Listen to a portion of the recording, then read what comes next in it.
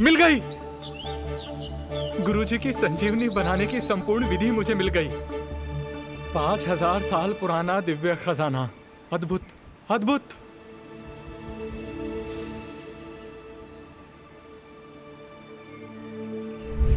सूरजमुखी, अश्वगंधा, स्वर्ण भस्म, रजत भस्म, गिलोय, कोंच बीज,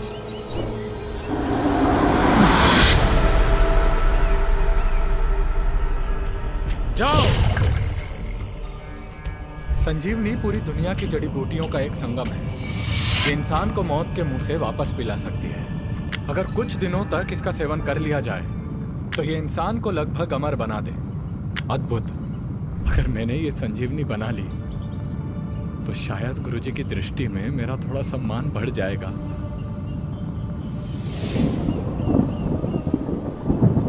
ये मुझे अचानक से अनहोनी का एहसास क्यों हो रहा है? कहीं कुछ बुरा तो नहीं होने वाला? ये बहुत ही अजीब एहसास है।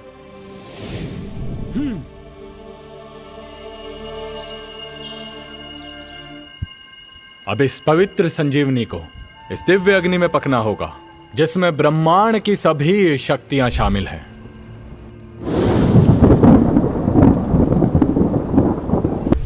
ये सब क्या हो रहा है? ये सब संजीवनी की वजह से हो रहा है।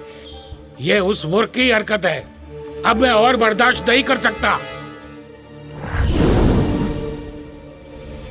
अथर्व, ये क्या हरकत कर रहे हो? तुम मेरा बेशकीमती सामान यहाँ लेके आए हो। आप एक बार शांत हो जाइए गुरुजी। इस किताब में तो ऐसा कुछ लिखा ही नहीं था गुरुजी कि संजीवनी बनाने की विधि से इतना अनर्थ हो जाएगा। क्या तुमने इस खजाने की सारी चीज इस तुच्छ चीज के लिए इस्तेमाल कर ली? क्षमा कीजिएगा गुरुजी, लेकिन आप मेरी खोज को इस तरह निम्न स्तरीय नहीं बता सकते। जब मैं संजीवनी बना लूंगा ना तब देखिएगा आप। ये कोई काम की चीज नहीं है। तुमने सब बर्बाद कर दिया। तुम संजीवनी बनाने के लिए लोहे के पात्र को कैसे इस्तेमाल कर सकते हो? किताब के हिसाब से तुमने बड्डी का प्रयोग क्यों नहीं किया? तुम्हें क्या लगता है ये इतना आसान है? मुझे तुम्हें वापस भेज देना चाहिए था। आप चिंता मत कीजिए गुरुजी, पात्र का कोई फर्क नहीं पड़ता है। किताब में जो विधि लिखी हुई है ना, उसके अनुसार इस पात्र में भी संजीवनी बन सकती है। मैं तुम्हें अपने गुरुकुल से निष्कासित कर दूंगा अगर संजीवनी का निर्माण नहीं हुआ तो। गुरुजी,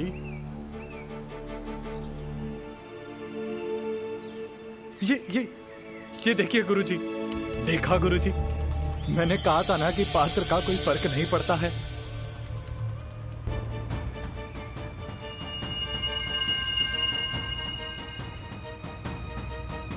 असंभव।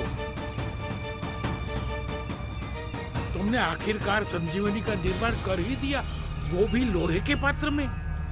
कैसे इसने संजीवनी का निर्माण कर लिया, वो भी लोहे के बर्तन में? भगवान, अब क्यों इस उड़न पे अपनी कृपा रखते हो? हमारी तरफ भी देख लो थोड़ा सा। गुरुजी, अब तो आप मुझे गुरुकुल से बाहर नहीं निकालेंगे ना?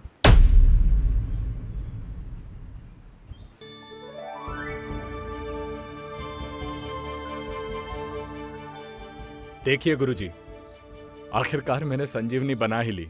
अब तो आप मुझे गुरुकुल से बाहर नहीं निकालेंगे ना? सत्यानाश। अब मैं इस राज को और ज्यादा समय तक दबाकर नहीं रख सकता। ये उदंड 10 साल से कोशिश कर रहा है। एक लोहे के बर्तन में इसने संजीवनी बना ली। क्या किस्मत है। मैं 400 साल से कोशिश कर रहा हूँ और फिर भी सफल नहीं हो पाया। आप इतना ज्यादा सोच क्यों रहे गुरुजी? देखिए, आप चिंता मत कीजिए। आधी संजीवनी आप खा लेना, आधी संजीवनी मैं खा लूंगा। कोई बात नहीं गुरुजी, अब आपकी रुचि ही नहीं है तो फिर मैं अकेला ही खा लेता हूँ। अरे रुको, तुम ये नहीं खा सकते। गुरुजी, मुझे तो कुछ हुआ ही नहीं। शक्तियां भी नहीं बढ़ रही है मेरी। ऐसा कैसे हो सकता है? बर्बादी, भयंकर बर्बादी। अरे तुम खुद अंदर से इतने कमजोर हो कि संजीवनी तुम पर कोई असर नहीं कर सकती। अब मैं क्या करूं गुरुजी, आप बताइए ना। हाँ, शायद मुझे किसी और विधि से संजीवनी बनानी चाहिए। शायद वो असर कर जाए गुरुजी। तुम्हारी इस सोच की वजह से मेरे पवित्र कक्ष का पूरा खजाना खाली हो जाएगा। अब कोई रास्ता नहीं बचा है। मुझे इसे गुरुकुल से निकालना होगा। मैं ये राज और छुपा कर नहीं रख सकता हूँ। अथर्व, मैं तुम्हें अमर होने का ज्ञान दे रहा हूँ, तो मुझे ध्यान से सुनो और उत्तेजित होकर इसका प्रयोग मत करना, वरना तुम्हें मनचाहा परिणाम नहीं मिलेगा।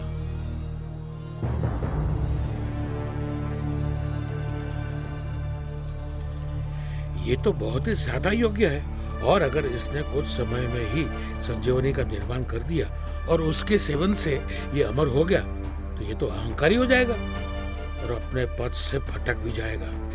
इसलिए मैं इसे वक्त रहते ही बता दूंगा कि इसमें संजीवनी के निर्माण और सेवन की योग्यता नहीं है। मुझे इस उद्दंड को गुरुकुल से निकालना होगा।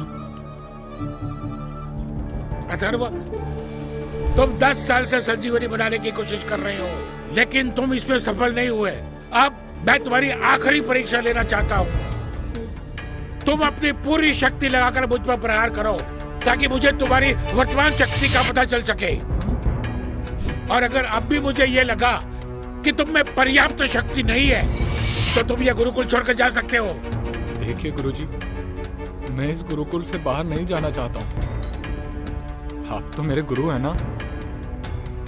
इस संजीवनी को बनाने के लिए मैंने 10 साल तक प्रयास किया है, और मैं आप पर प्रहार नहीं कर सकता हूँ गुरुजी। जैसा कहा गया है वैसा करो अथर्व।